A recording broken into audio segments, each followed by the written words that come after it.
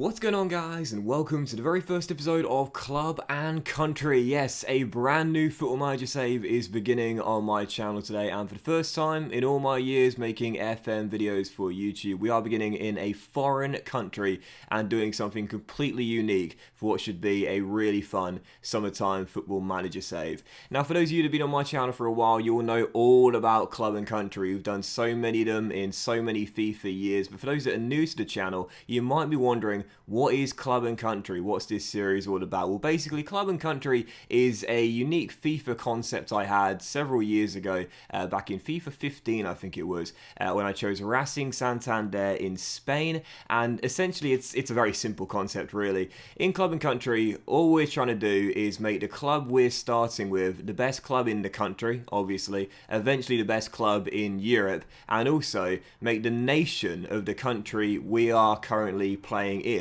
the strongest country in the world, because we're only going to be using players that are eligible to play for the same nation as the club. It's a very, very simple concept. Of course, later down the line, what we want to do is manage both the country and the club as well, and take, in this case, Italy to European Championship and World Cup winners as well. But yeah, it's a very simple concept. Basically, we're starting with a club where we can only use players that are eligible to play for the same nation as the club is based in, and we want to make the club the best club in the world and the country the strongest nation in the world as well. Very simple concept, but a lot of fun. Now, I've done this on FIFA so many times and in so many years, but I've never tried it in Football Manager. I've always wanted to, though, and I thought, you know, after the amazing Norwich save we just finished, for those that watched that, thank you very much. Really hope you enjoyed it. It really was an incredible save. I thought, yeah, summertime, let's try something different. Let's try something unique. I'm really excited. My first ever foreign-based Football Manager save for YouTube, and I really hope you guys enjoy what should be a really unique idea as well. So as you can see, we're starting with Brescia Calcio. They are the Serie B champions in Italy. They are now playing in the top tier of Italian football in the Serie A, but are one of the weakest teams in the division and tipped to get relegated in the very first season. In real life, that does look quite likely as well.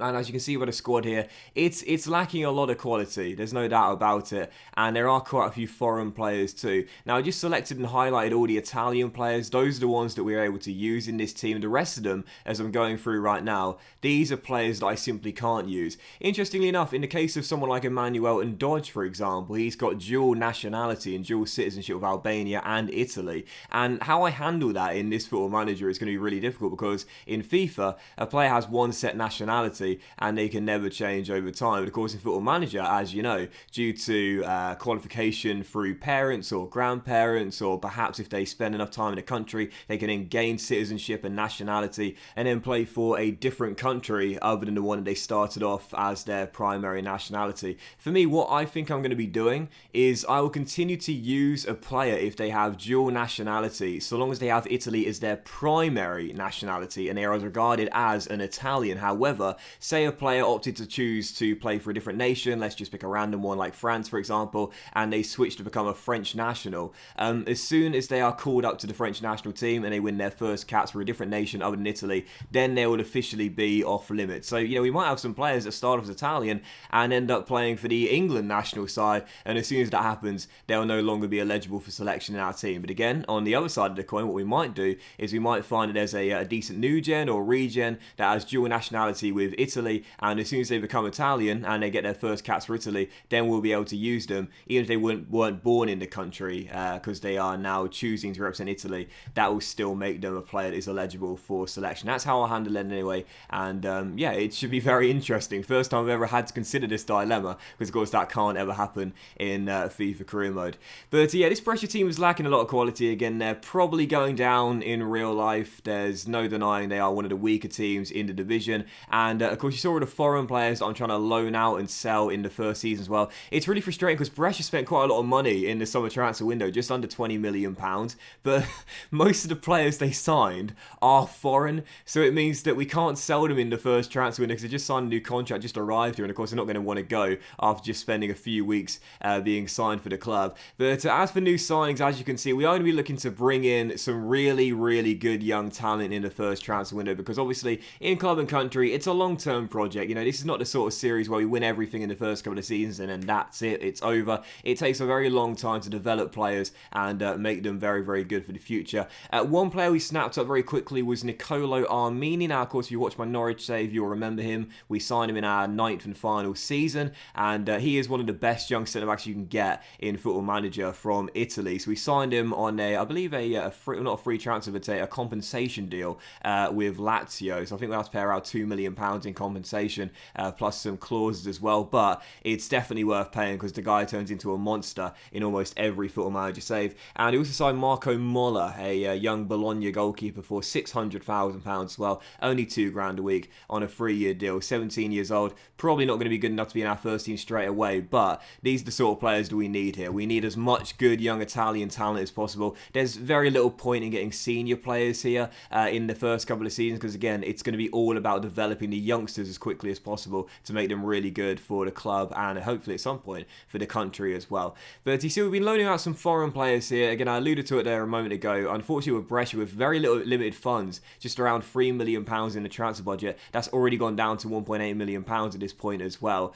We have to loan these foreign players out because we're not going to be able to use them. We can't use these foreign players, and again, if we can't sell them, then I don't want to be paying their wages, and it's just a waste of money, right? So we're loaning them out right now, and also bringing in some more young players as well. Again, we signed Armenia, we signed Marco Molla, and the third player I managed to pick up was this guy right here, Lorenzo Parola of Inter Milan. Got to be honest here, I don't really know much about these players. Only Armenia is someone I know because of Football Manager, but yeah, I don't know too much about these players, so maybe they'll turn into good players in the future, maybe they won't. But going down the list of players that are, I think, max age 19 and Italian nationals as well, these are the players that my scout thought would probably be the best and within our price range as well. So we spent just under £1 million to get this guy, and I love the 19 determination and 14 positioning already on the 17-year-old, and again, could be pretty decent in the future. I guess we'll have to wait and see. But yeah, as you can tell with Brescia, we're in rebuild mode here. You know, we're totally changing the club identity. We're becoming a fully Italian side. It is going to take a long time for us to be a decent team, and in the first season, I'll say this right now, if we are to survive in the Serie A, it's going to take a miracle. I mean, we're going to have a thin squad, no doubt about it, because we're selling and loaning out all the foreign-based players here. We're going to have a thin squad. We're going to have a really, really young team. The average age is going to be in the early 20s, and it's a team that's going to be lacking any kind of real quality as well. Obviously, the best two players we've got here, outside of Mario Balotelli, are the two young midfielders who I'm sure you know all about. That's Vivian and, of course, Sandra Tonali as well. Now, both of those guys are key for our long-term future here with Brescia, although I will say this, they have their contracts up in 2 years' time, and I will be giving them extensions. However, it is very likely that the agents are going to demand a minimum fee release clause for both of those players, and therefore we'll almost definitely lose both of them in the first 2 or 3 years. That'll be a major blow, but hopefully we'll still get a lot of money for the pair of them, and we can then decide to reinvest that in some more Italian young talent. But I'll show you their stats in a moment's time regardless. They are the best two players here, and they're going to be key if we're to have any chance whatsoever of pulling off the miracle and surviving in our first Serie A season. They are going to be the key players that we'll need to look to in order to keep us up against all odds. But regardless, that will end the first part of today's episode and series opener. I hope you enjoyed it so far. We're now going to move on to the live part of today's episode where we play our first Serie A game with Brescia at home to Lazio, looking to pull off the impossible and start off with a win with our new look Brescia team. Alright guys, so moving on to the live part of the series opener. We've got Lazio at home in the Serie A opening night. Just before we play the game, I just want to show you how we got on in our first ever competitive fixture with Brescia. We had a Tim Cup third qualifying round against the Serie B side, and we just about to managed to scrape a victory by 2-1. Both our goals coming from set pieces as well, taking the lead early then surrendering it. But Nicolo Armenia on his debut for the club scored the winning goal as we won by 2-1, and that says a lot about my ability in Football Manager. We scraped a victory against a lower league side who had 10 men through 2 set pieces. Yeah, it's going to be a season of struggle with Brescia this year in this area, that's for sure. Speaking of which, as you can see the season preview real briefly here, the media do believe we will be getting relegated this season, as do I. They predict us to finish in 19th place this season. I probably think we'll finish rock bottom, to be honest, because again, we've got very limited quality here as it is. it's now got even less quality due to scrapping most of the foreign players here, and of course also really having a youthful team with the signings we've made, and again a reminder, being teenagers. Those are the players we brought in, and yeah, let's just say I'm not too confident they'll have the ability to survive in what is a very competitive division. So yeah, let's dive into it then real briefly as well. I did promise this. I'll show you quickly Sandra, Tonali and Matteo Vivian. Again, these are the two players to keep your eye on this season. I'm sure you came across these guys in Football Manager before. Tonali is out of contract in 2021. That's in 2 years' time, as is Viviani. Now, I would give them contract extensions. However, I tried with Tonali a few weeks ago, and the agent would not limit a minimum fee release clause any higher than 33 million. And quite frankly, that's going to get met straight away, and I can't be without Tonali or Viviani in the first couple of seasons, because they're our best two players, and they're also teenagers as well. So I don't want to negotiate a new contract knowing they'll get a minimum fee release clause and they'll be snapped up by one of these big boys. So let's dive into the first game of the series then. It is in the Lazio at home. Of course, we are the Serie B champions coming back to the Serie A, but I'm pretty confident we're going straight back down, and this is how bad things are right now. You get 12 subs in the Serie A. I ain't got enough for 12, man. I've only got enough for 10, as we've got foreign players here, and Balotelli suspended for the opening day as well. So this is our team, and we only go with a 5-3-2 counter-attacking style of play. Now, I think really this is the best thing we should do in the first season. Look to soak up pressure, hit teams on the break, and try and get our goals that way. And put it this way, if we get a point in any of our 38 games this season, I'll call it a good result. As far as I'm concerned, we're the weakest team in the division. So a draw, for me, is a good result whoever we face and wherever we are. So this will be our team then. We've got Alfonso in goal. The back five is Martella, Mangravati, Cristani, Nicolo and Sabelli, with a midfield trio being Viviano, Tonali and Bissoli. Up top, due to Balotelli, we've got Donnarumma and Torregrossa. And on the bench, Andinaki, Gastaldello, Parola, Semprini, Romulo, Desena, Marazzi, Luis Signoli, Gezi and Rovaglia as well. I need to work on my pronunciations. Series opener, it's Lazio at home. Pretty sure we're getting battered, but you never know. Forza Brescia. As I mentioned earlier, we are essentially a club that's rebuilding. I know we just got promoted to the Serie A, but we're in rebuild mode. You know, we are in rebuild mode. And it's going to take a while before we can become an established Serie A club. The board wants to do that in 3 years. I think I'm more likely to be considering 4, perhaps 5 seasons when that happens, we can become a mid-table Serie A side. If we can pull off what would be, in my opinion, the impossible and survive in the Serie A in the first season, that would be amazing. But we almost fell behind from the first highlight within 20 seconds, so I can't see that happening. So long as we don't go down and go down with like a record low amount of points. You know, put it this way, the board have said we need to just fight bravely against relegation, fight bravely. They expect us to go down. The board expects us to go down. The media expects us to go down. I'd imagine the players think we're going down, and I think we're going down as well. So again, so long as we put up a decent fight, and, you know, don't get relegated by Christmas, for example, then the board will probably keep me on for another year. And like in my Norwich save this year in Football Manager, we were relegated there, but we stayed on the Championship, we rebuilt, we came back stronger, and then, of course, the rest is history. So, as Sandra Tonali lose possession, here come Lazio, and Cataldi plays it through to Correa. Down the right to Lazzari. They're getting their chances from this flank here. Cross-whipped in, blocked though, and here's the chance on the break. This is what we want to see here. Tonali storming down left-hand side. Blue shirts coming into the middle. Sandro crossing, and the header just over. That's what you want to see though, those counter-attacks. And right on cue, oh, Donnarumma! What a chance to go a goal up. Should have taken it. Well, we're not going to get a better chance than that, are we? Donnarumma puts it over, and the best chance we'll get all game long is spurned. Only a matter of time for Lazio to take the lead. I can't believe that, man. We actually had a clear-cut chance on match day 1. Did not expect that, but here come the visitors. Cataldi, Lazzari slid in, and Alfonso, great save. It's coming, it's coming. That first goal is coming, and there it is. Lulic with an absolute screamer. And Lazio do take the lead. 18 minutes in, we could have been a goal up as well. Lazzari's look so good in these opening stages. What a first touch and what a finish on the half volley as well. That is glorious, to be fair. Nothing we could have done about that. But yeah, visitors in front, and I can't see us getting back into this game But again, you never know. We had one clear-cut chance, another a few minutes earlier, and as Sabelli whips it in, it's headed clear, but the chance remains alive here. Vivian, Tonali. Oh, what a rocket!